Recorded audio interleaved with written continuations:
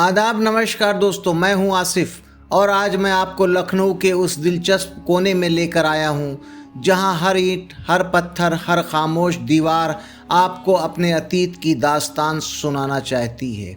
हम खड़े हैं दिलकुशा कोठी के सामने, वो इमारत जो कभी नवाबों की शिकारगाह थी, उनकी सैरगाह थी और उनकी ऐशगाह भी। आज ये खंडहर की शक्ल में हमारे सामने मौजूद है, लेकिन यकीन मानिए, अगर इन टूटे हुए खंभों और उजड़े हुए प्लास्टर की ज़ुबान होती तो ये हमें वो सब कुछ सुना देती जो सदी दर सदी यहाँ गुजरा है। दोस्तों, इस कोठी का निर्माण 18वीं सदी के आसपास हुआ था। अवध के नवाब सादत अली खां, जिनके बारे में आपने सुना होगा, उन्होंने इसे अपनी शान और सुकून के लिए बनवाया, लेकिन इसकी कहानी और भी दिलचस्प है।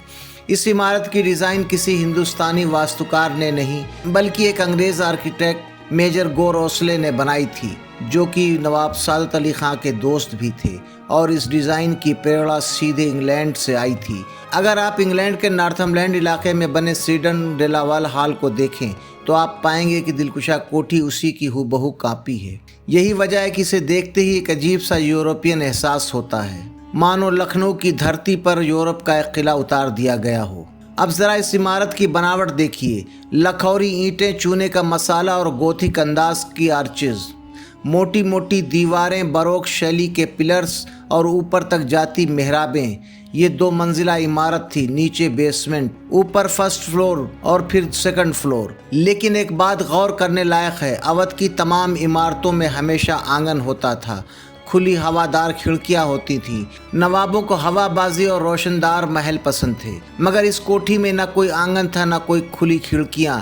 यहाँ सब कुछ बंद और सपाट था। यही वजह है कि ये इमारत बाकी नवाबी कोठियों से बिल्कुल अलग नजर आती है। आप ज़रा इस प्लेटफार्म को देखिए जिस पर यह कोठी बनी हुई है, कितनी ऊंचाई पर बनाया गया है, और वहां तक जाने के लिए पत्थरों से बनी चौड़ी सीढ़ियां हैं। आप सोच सकते हैं कि उस वक्त नवाब और उनकी बेगमें इन सीढ़ियों से होकर कैसे ऊपर आती होंगी। सामने का नज़ारा देखिए, एकदम शानदार। आप गौर करेंगे कि कोठी की छत नहीं है, ये छत सिर्फ गोलाबारी में नहीं टूटी थी, बल्कि 1857 की क्रांति ने इस इमारत की रूह तक को हिला दिया था।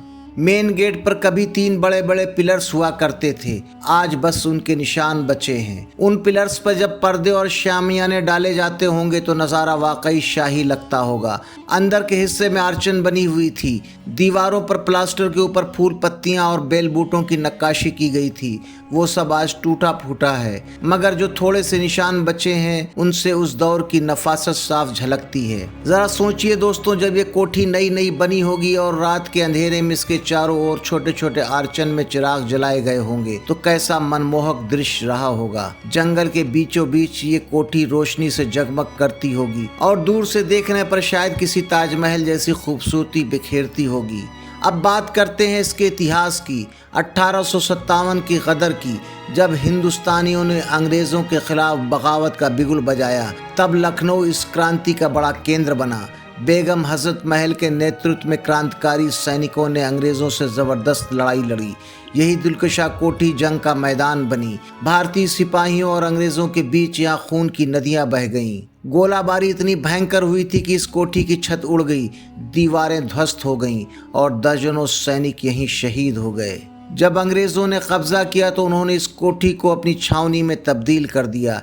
यहाँ पर आपको कुछ कब्रें दिखाई देती हैं। कहा जाता है यहीं मेजर जनरल हेनरी को दफनाया गया, जिनकी मौत रहस्यमयी तरीके से हुई थी। इसके बाद कई अंग्रेज़ सैनिक भी अजीबोगरीब तरीके से मरे, शायद इसलिए धीरे धीरे इस जगह को भूतहा कहा जाने लगा। स्थानीय लोग कहते हैं कि यहाँ रात के वक्त सफ़ेद कपड़े पहने एक साया दिखाई देता है, जो रोशनी डालते ही गायब हो जाता है। अब ये कितनी हकीकत है और कितनी कहानी, इसका कोई पुख्ता सबूत नहीं, लेकिन इसने दिलकुशा कोठी को रहस्यमयी ज़रूर बना दिया है। आप इस दीवार को देखिए, गोल छेद बने हैं जो रोशनी और सजावट के लिए इस्तेमाल होते थे। चारों तरफ छोटे छोटे आर्चन थे जिनमें चिराग रखे जाते थे। उस दौर में बिजली तो थी नहीं, मगर इस तरह की सजावट से पूरी इमारत एकदम रोशन हो उठती थी।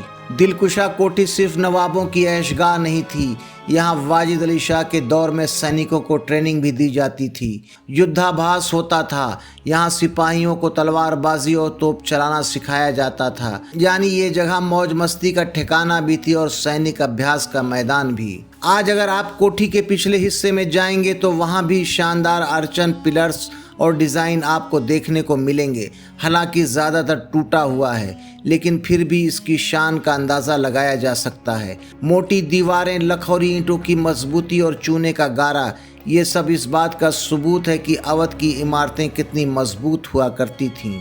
ज़रा सोचिए दोस्तों, जब नवाब और उनकी बेगमें यहाँ गर्मियों की दोपहरें गुजारते होंगे, जंगल की ठंडी हवाओं में शिकार करते होंगे या फिर महफिलें सजती होंगी, तो कैसा माहौल होता होगा। आज भले ही ये खंडहर है, मगर इसके हर पत्थर में वो ज़माना सांस लेता है।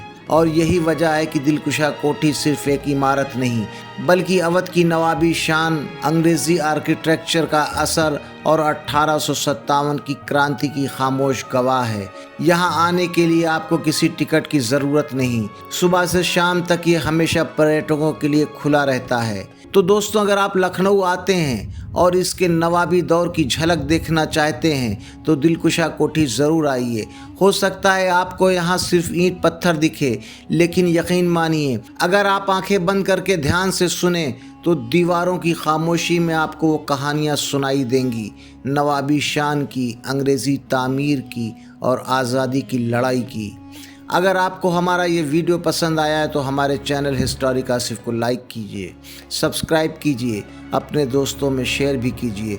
फिर मिलूँगा आपको इतिहास की एक नई मंजिल, एक कहानी के साथ। तब तक के लिए जय हिंद, जय भारत।